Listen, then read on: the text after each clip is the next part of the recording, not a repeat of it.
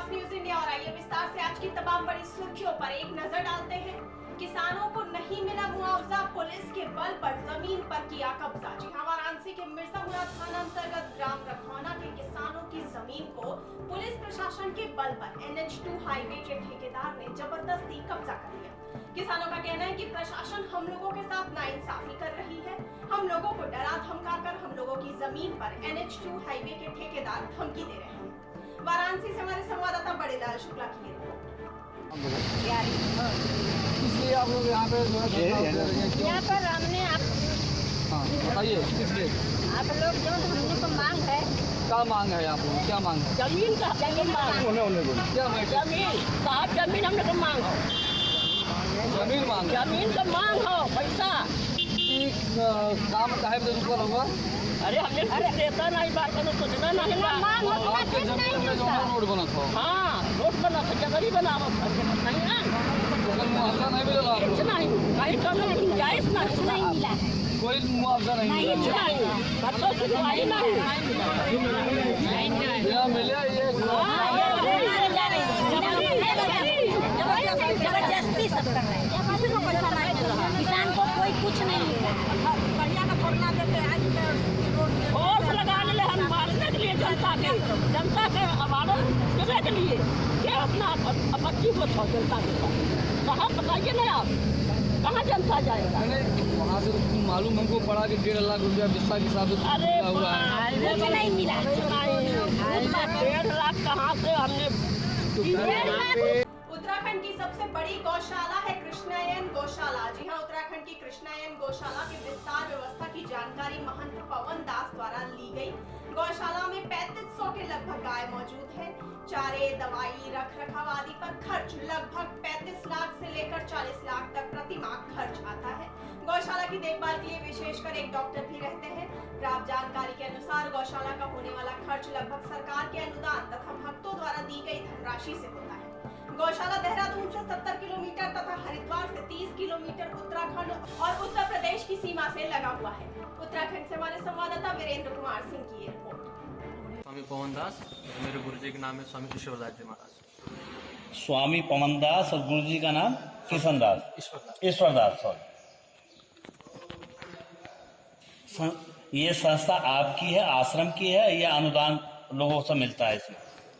इसमें देखिएगा ऐसी बात है, कुछ तो अनुदान वो से बाहर भक्तों से भी मिलता है। अच्छा। और कुछ डोनेशन सरकार के माध्यम से भी मिलता है।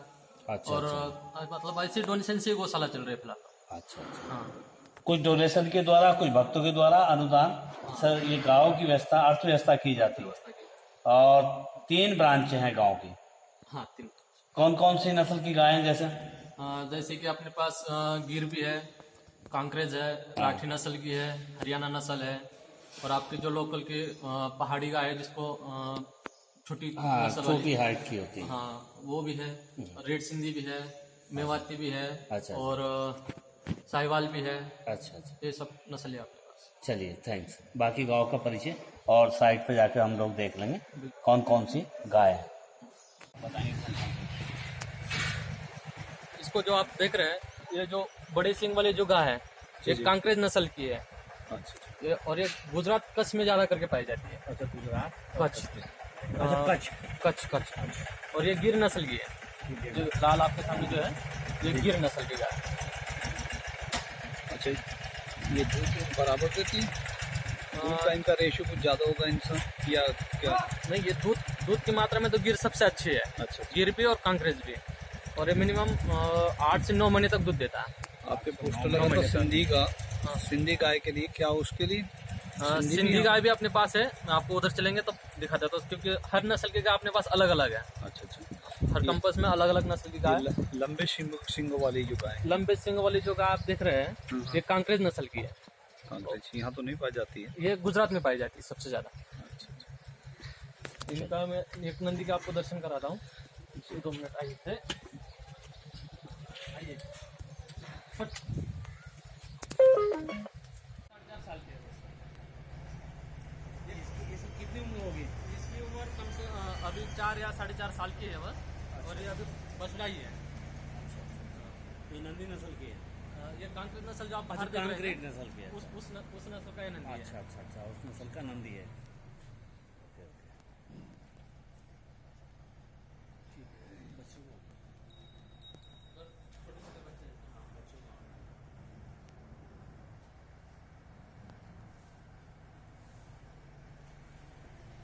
क्या सफाई वगैरह की व्यवस्था कैसे? सफाई वगैरह सफाई तो अभी देख रहे हैं आप, ट्रैक्टर के द्वारा गोबर खींचा जा रहा है, उसके बाद झाड़ू लग जाएगा और उसके बाद फिर धुलाई तो नहीं होता है। धुलाई करने से क्या होता है, ये जो गोबर है ये खुल जाता है, फिर गाय फिसलने का डर रहता है, और गाय फिसल जाएगी तो पैर वगैरह टूटने का ज़्यादा संभावना रहती है। इसलिए वो ट्रैक्टर से गोबर खींच लेते हैं, उसके बाद झाड़ू लग जाता है। अच्छा, उसमें फिर पूरा साफ हो जाएगा। 60 या 70 कुंटल हरा चारा कटिंग कर देता कटिंग है कर 1 घंटे में? 1 घंटे में। अब हम लोग अभी दर्शन करेंगे जो बीमार गोवंश रहता है, जो एक्सीडेंटल वगैरह जो किसान बाहर से लाके छोड़ देता है, उनका इलाज जहाँ पे चलता है वो आपको दिखा देते हैं।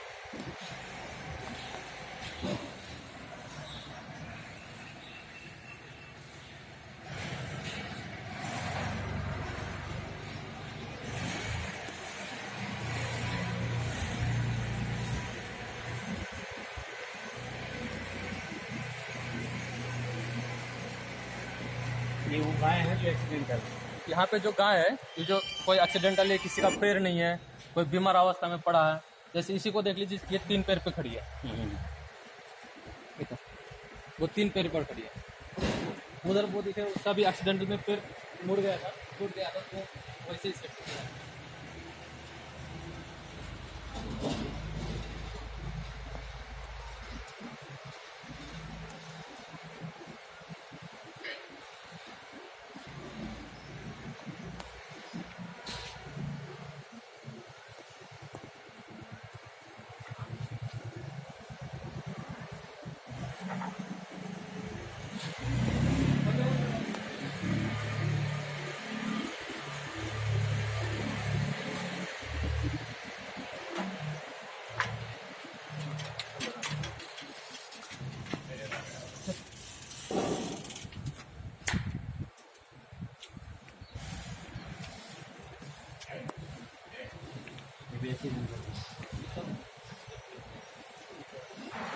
ये सारी गाय जो देख रहे हैं आप, सब एक्सीडेंटल। ये पूरी जो बाहर से आई है, किसी का एक्सीडेंट हुआ है, किसी का पैर टूटा हुआ है, कोई आम किसान ला के छोड़ देता है, उन सब का इलाज यहाँ पे किया जाता है।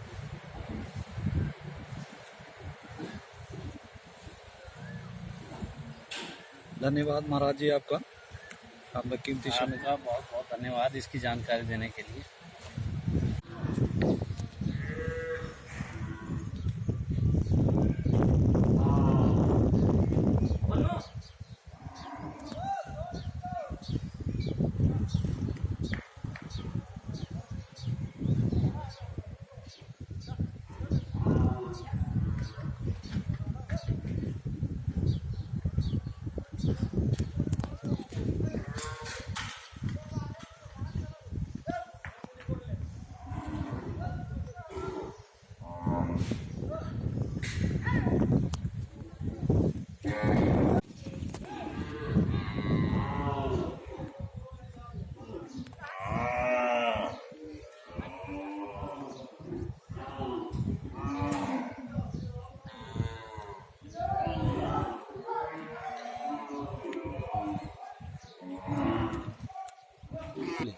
एक्सीडेंटल गाय ज़्यादा थी, तो मेरा कहने का मतलब ये था कि जो रोड के किनारे जो गाय आवारा घूमती है, उसके ऊपर कुछ सरकार ऐसा कानून और नियंत्रण करे कि जो रोड पे गाय जिसकी भी दिखे उसको उठवा के कहीं गौशाला में चाहे किसी आश्रम में दे, तो उस गाय की ज़िंदगी बच जाएगी और वो पीड़ित भी नहीं होगी। तो इसके लिए कुछ सरकार व्यवस्था करे तो बहुत अच्छा हो जाएगा। जैसे कि मोबाइल कुछ इस तरीके से जैसा वे बनाई गई हैं, चलती हैं एक मरीजों के लिए, पशुओं के लिए भी कोई इस तरह की 100 नंबर डायल या इस तरह की व्यवस्था होनी चाहिए? हाँ, ये बिल्कुल होनी चाहिए। क्या आपको लगता है? हाँ, बिल्कुल होनी चाहिए। जैसे कई आदमियों का एक्सीडेंट होता है तो उस पर हम लोग तो 100 नंबर पे कॉल करके एम्बुलेंस वगैरह तो बुला सकते हैं, लेकिन ये बेचारे पशु किसको कॉल करके बुलाएंगे? तो इसके लिए कुछ सरकार व्यवस्था करनी चाहिए, इसके एम्बुलेंस वगैरह की सुविधा कर लेनी चाहिए कि जहाँ पे गाय का, बैल का, किसी का कोई भी पशु हो, उनका एक्सीडेंट होता है तो उनको पहुंचाने की सुविधा करें। चलिए, धन्यवाद आपका। दर्शकों, अब यहाँ रुकते एक छोटे से विराम के लिए।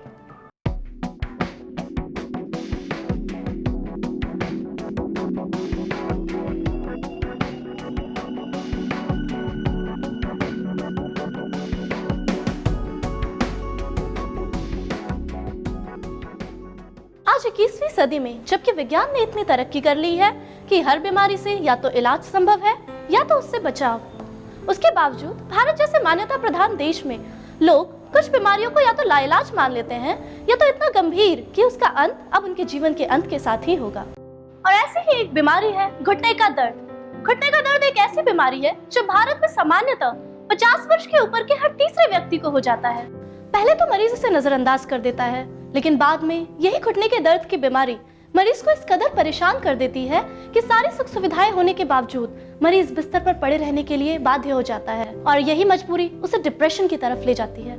अपने पूर्वांचल वासियों को यह बताते हुए बहुत गौरवान्वित महसूस करती हूँ कि अपने बनारस सुंदरपुर में ओमेगा प्लस हॉस्पिटल एक मल्टी स्पेशलिटी हॉस्पिटल है जो मेट्रोज की सारी फैसिलिटी बहुत कम खर्च में लेकर आया है। इससे पूर्वांचल के साथ साथ आसपास के प्रदेश के लोग भी लाभान्वित हो रहे हैं। इन सब के पीछे गुणवत्ता, अतिदक्ष टीम व अत्याधुनिक फैसिलिटी एक बहुत बड़ा राज है। आज हम आपको परिवार के 3 लोगों से व joint replacement surgeon doctor Karmraj Singh से मिलाएंगे, जिससे आप मरीजों के साथ साथ डॉक्टर के अनुभव को भी जान लें। तो उदयराज जी, आप हमें बताएं कि घुटने का दर्द आपको कब से शुरू हुआ? 2004 में मेरे दोनों घुटने में दर्द प्रारंभ हो गया और तब से 2010 तक मैंने कई जगह दवा कराई। दिल्ली में गया, बनारस में कई एक अस्पताल में गया, लेकिन आयुर्वेद में, होम्योपैथ में सब जगह दवा कराया, लेकिन कोई फ़ायदा नहीं हुआ। और अंत में यहाँ डॉक्टर कर्मराज सिंह से संपर्क किया तो इन्होंने दोनों घुटने का ऑपरेशन करने को कहा और इस प्रकार 2 दिसंबर 2010 को मेरे दोनों घुटने का ऑपरेशन इन्होंने किया। तो उदयराज सिंह जी, आप हमें ये बताइए कि ऑपरेशन के कितने दिनों बाद आपने प्रॉपरली चलना शुरू कर दिया था? ऑपरेशन के दूसरे दिन मुझे चलाया गया और 2-4 दिन के बाद जो है मैं अपने पैर पर चलने लगा और उसके बाद मैं बहुत इत्मीनान से चल फिर सकता हूँ, बिना छड़ी के चलता हूँ और मुझे कोई तकलीफ नहीं है। असल में घुटने के दर्द की बीमारी और भी अधिक गंभीर और खतरनाक हो जाती है क्योंकि इसके पीछे कई भ्रांतियां फैली हुई हैं। जैसे ऑपरेशन के बाद मरीज चल नहीं सकता, ऑपरेशन के बाद मरीज अपने घुटने मोड़ कर नहीं बैठ सकता, 70 वर्ष की आयु के बाद यदि ऑपरेशन हुआ तो इसका कोई लाभ नहीं होगा, और सबसे बड़ी भ्रांति तो यह है कि एक साथ दोनों घुटने का ऑपरेशन नहीं हो सकता। 1996 में बास्केटबॉल ग्राउंड में मेरा एक्सीडेंट हुआ, मैं गिरा स्लिप होकर के। तब से मेरे गले में दर्द शुरू हुआ और उस वक्त वो ऑपरेशन के लायक नहीं था। फिर मैंने नेचुरल ट्रीटमेंट लिया और आयुर्वेदिक ट्रीटमेंट लिया, कई जगह गया मैं और उसके बाद काफ़ी राहत मिली। लेकिन 2008 में दोबारा एक्सीडेंट हुआ, मैं स्कूटर से गिर गया और उसके बाद फिर वो मेरा गले का दर्द जो है धीरे धीरे ख़राब होता चला गया और एक ऐसी स्थिति आ गई कि मैं बहुत ही झुक करके चलने लगा। मैं एक प्रकार से काफ़ी जिसको कहते हैं कि क्रिपल, मेरा एक पैर पर ज़्यादा बोझ आने लगा और मैं बहुत ही झुक करके चलने लगा, तो मुझे बहुत परेशानी होने लगी और धीरे धीरे मेरे दूसरे पैर में भी वो दर्द होना शुरू हो गया था। मुझे वाराणसी में एक अच्छे डॉक्टर, सर्जन और जो एक बढ़िया से बढ़िया हिप रिप्लेसमेंट जॉइंट का जो प्लांट है वो दे सकें, इसकी तलाश थी। और उसकी तलाश में मैं डॉक्टर कर्मराज सिंह के पास ओमेगा हॉस्पिटल में पहुंचा, जहां मेरी तलाश ख़त्म हुई। और ऑपरेशन के बाद जब मेरा ऑपरेशन हुआ तो मैं दूसरे दिन ही मैं खड़ा हो गया और सीधा हो गया। और उसके बाद आप आश्चर्य करेंगे कि 1 महीने के अंदर में मैं अपनी कार ड्राइव करके सारनाथ से अपनी फैमिली को लेकर के डॉक्टर साहब से मिलने आया। तो डॉक्टर पेमा, आप हमें बताइए कि आपने कैसे सोचा कि आपको डॉक्टर कर्मराज सिंह जी से ही मिलना चाहिए? आपके पास कई ऑप्शंस थे, as you are from an educational society, you know well. Yeah, you are right. I have many friends from abroad, and they have suggested me, but because due to some problem, I wanted to have my operation here, and then in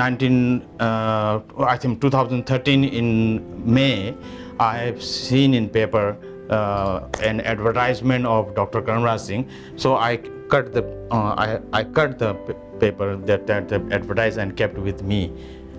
This way I started to find out who is Dr. Karmraj and how he is and what his qualities and all these things. तो इस advertisement के through आपको कर्मराज सिंह जी के बारे में पता चला? जी हाँ। What other options you were having? I mean, आपने क्या सीधे यही कंसल्ट किया? मुझे मेरे सारे जितने भी फ्रेंड्स हैं सब ने मुझे दिल्ली या और कहीं फॉरेन में ही ऑपरेशन करने के लिए सजेशन दिया, but I don't know what happened to me, because when I saw this advertisement of Dr. Karmraj Singh, that very day I had a feeling from inside that I should meet this doctor. There is a connection with me with this doctor. अगर वाराणसी जैसे शहर की बात की जाए तो पूरे पूर्वांचल में बनारस एकमात्र ऐसा शहर है जो चिकित्सा के क्षेत्र में सबसे आगे है, और ओमेगा हॉस्पिटल बनारस का एकमात्र ऐसा हॉस्पिटल है जहां दोनों घुटनों का सफल ऑपरेशन किया जाता है। तो आइए जानते हैं डॉक्टर कर्मराज सिंह जी से कि घुटने का दर्द आखिर होता क्यों है और इसके सफल इलाज क्या है। आज की हमारी बातचीत आपके साथ गठिया, उसकी भ्रांतियाँ, जोड़ प्रत्यारोपण से संबंधित, इसके बारे में हम आपको मार्गदर्शन देना चाहते हैं, हम आपको बताना चाहते हैं। गठिया हमारे बुजुर्गों के लिए एक बहुत बड़ा अभिशाप है, परिवार की खुशी छीन लेता है, बुजुर्गों को लाचार कर देता है। हम चाहते हैं कि इसके बारे में आप पूरी और अच्छी और सही जानकारी प्राप्त करें ताकि हम इस अभिशाप को दूर कर सकें। गठिया शुरुआती दौर में खाली थोड़ा सा दर्द पैदा करता है, दिक्कत करता है चलने उठने बैठने में, जो कि बड़े आराम से दवाइयों से, फिजियोथेरेपी से और कुछ खास बूट से ठीक हो सकता है। फिर थोड़ी सी और ये बढ़ता है तो दूरबीन विधि से अथवा सुई के तरीके से इसको भी ठीक किया जा सकता है। लेकिन इलाज करते करते एक समय आ जाता है जब हम गठिया को ठीक नहीं कर पाते दवाइयों से और सुइयों से और फिजियोथेरेपी से।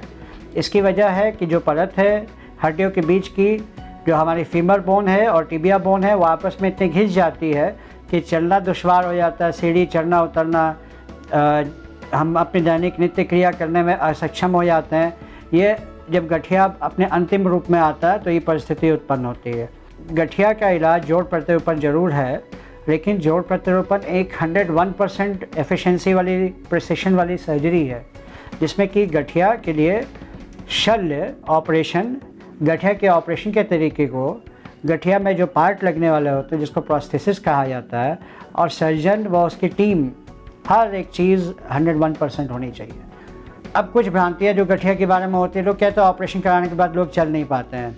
हम तो ये कहते हैं कि ऑपरेशन के बाद लोग दूसरे दिन चलते हैं। हमारे साथ के कुछ मरीज हैं जो अपनी व्यथा सुना रहे हैं, अपनी कंडीशन सुना रहे हैं ऑपरेशन के पहले, और ऑपरेशन के बाद उनका कितना अच्छा रिजल्ट आया इसके बारे में वो बताते हैं कि वो सेकंड डे से चलना शुरू किया। ये कैसे संभव हुआ? लेकिन संभव है। दूसरे दिन से उन्होंने चलना शुरू किया और आज 6 साल हो गए, 7 साल हो गए, आज तक चल रहा है। और अब तो वो 2 किलोमीटर 4 किलोमीटर पैदल चल रहे बिना दवा के। ये एक चमत्कार नहीं, ये एक वैज्ञानिक सच्चाई है कि ये चीज़ें संभव हैं। जोड़ प्रत्यारोपण के बारे में एक आम सवाल होता है कि घुटना अगर बदलना है तो उसमें बदला क्या जाता है। जैसे एक भ्रम होता है कि जब घुटना बदला जाता है, लोग सोचते हैं कि ये एक घुटने का मॉडल है। लोग सोचते हैं यहाँ से हड्डी काटी जाती है, काट जाती है, एक बड़ा सा घुटना फिट कर दिया था। ऐसा नहीं होता है। घुटने में जो हड्डी का जो पार्ट जो घिसा रहता है उसको खाली कैप की तरह नया लगा दिया जाता है। उसी प्रकार से नीचे की हड्डी भी कैप की तरह लगा दी जाती है। तो जो लाइनिंग ख़राब होती है घुटने की, बस उसी को बदला जाता है।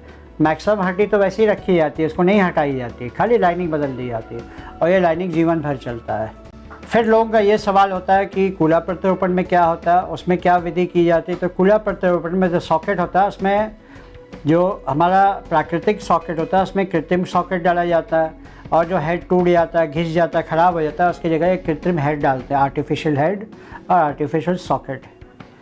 ये एग्जैक्टली यही चीज़ की जाती है। ये आप देख रहे हैं, ये एक आर्टिफिशियल हेड है और ये आर्टिफिशियल स्टेम है जो कि जांघ की हड्डी के ऊपर भाग में से डाल दी जाती है, और यहाँ का नेचुरल बॉल जो प्राकृतिक हेड है उसको हटा दिया जाता है। उसी प्रकार से ये सॉकेट होता है जिसको कि ठीक किया जाता है, बदला जाता है, और ये ख़राब होने पे सॉकेट को हम लोग चेंज करते हैं। ये सॉकेट होता है जो कि अंदर डाला जाता है। इस प्रकार से ये इस पर लगा होता है और हमारा कूल्हा हर दिशा में वर्क कर पाता है। जब ये सॉकेट इसमें जाता है, फिर इसी कूल्हे का ये मूवमेंट आप देखिए, ये बैठने की, ये खड़े होने की, ये अगर हम पालथी मारते हैं तो ऐसे है, और ये सब मूवमेंट हर दिशा में संभव है। तो इसको लार्ज हेड कहा जाता है। और इसमें यह है कि पेशेंट ज़मीन पे बैठ सकता है, इंडियन स्टाइल टॉयलेट यूज़ कर सकता है, साइकिल चला सकता है, गांव में काम कर सकता है, गाय का दूध रोज़ दूह सकता है, जो कि लोग कहते हैं संभव नहीं है, ये मिथ्या है। हर चीज़ पेशेंट कर सकता है। एक सबसे नवीनतम टेक्निक जो ओमेगा प्लस हॉस्पिटल में आई है और कई पेशेंट्स ने कराया है, उसमें क्या होता है कि हम अब 100 डिग्री से हम 101 डिग्री से 102 डिग्री तक जा रहे हैं, यानी कि घुटने के परफेक्शन को हम चरम सीमा तक ले जाना चाहते हैं। बेटर देन परफेक्ट नहीं, we are trying to be better than perfect. उसके लिए प्री प्लान का एक सिस्टम आया कि आपके घुटने का हम सीटी स्कैन करते हैं और सीटी स्कैन को अमेरिका भेजते हैं, 5 दिन बाद मॉडल बन के तैयार होता है, उसी के अनुसार घुटने को काटा जाता है और वो एक डिग्री 1 मिलीमीटर सही होता है। तो दुनिया का सबसे उत्तम, सबसे सर्वोत्तम जोड़ हम आपको दे पाते हैं, जिससे उसकी लाइफ कई गुना ज़्यादा बढ़ जाती है।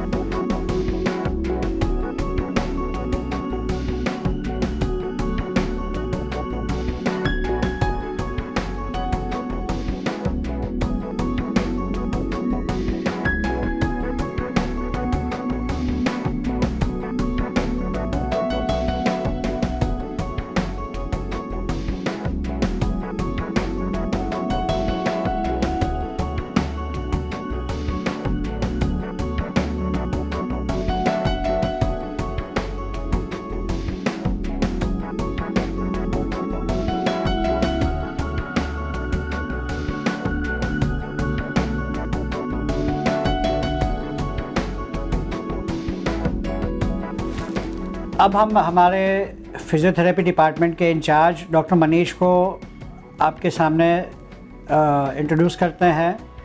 हमारे टीम के ये एक अभिन्न अंग है कि ऑपरेशन के बाद पेशेंट को चलाना, फिजियोथेरेपी होना, एक्सरसाइज होना, इस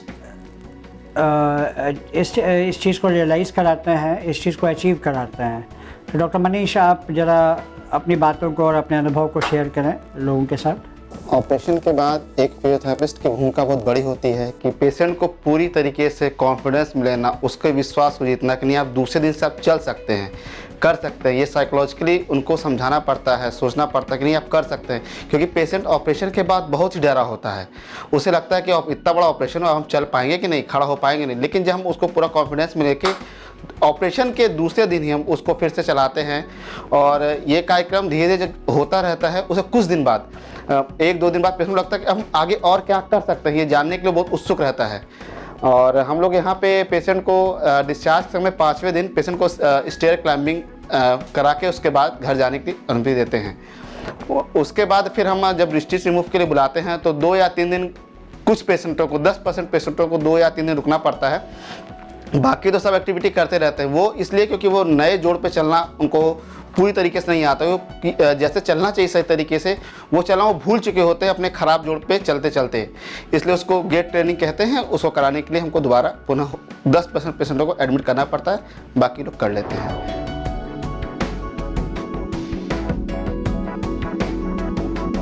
ओमेगा प्लस हॉस्पिटल दोनों घुटनों का एक साथ प्रत्यारोपण करने वाला वाराणसी का एकमात्र मल्टी स्पेशलिटी हॉस्पिटल है और डॉक्टर कर्मराज सिंह जो कि अब तक 200 से भी ज्यादा घुटनों का ऑपरेशन कर चुके हैं। ऑपरेशन की कुशल कला के अलावा अपने कुशल व्यक्तित्व के लिए जाने जाते हैं। हर मरीज ओमेगा प्लस हॉस्पिटल में दर्द से कराहते हुए अन्य लोगों के सहारे आता है और मात्र 8 दिनों में मुस्कुराते हुए यहाँ से अपने पैरों पर चलकर जाता है।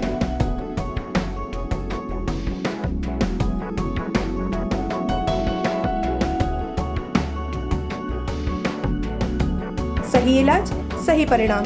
Omega Plus Hospital, Nevada, Sundarpur road, Varanasi. Mobile number 7309373093। विराम के बाद आप सभी का एक बार फिर स्वागत है।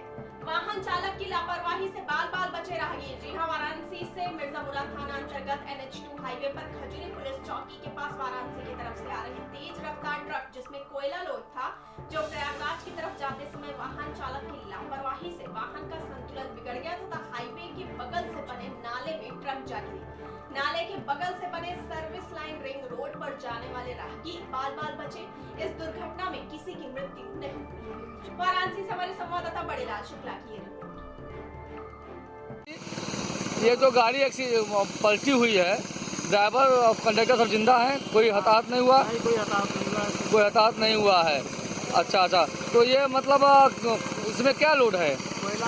ये मतलब इसको निकाल के ट्रैक्टर से आप लेकर जा रहे हैं? कोयला ले जा रहे हैं भट्ठे पर लेकर जा रहे हैं। ये भट्ठे के लिए जा रहा था? अच्छा, कहाँ का भट्ठा है ये? रूपापुर भट्ठे। अच्छा, रूपापुर भट्ठे का है। चलिए, जानकारी देने के लिए धन्यवाद।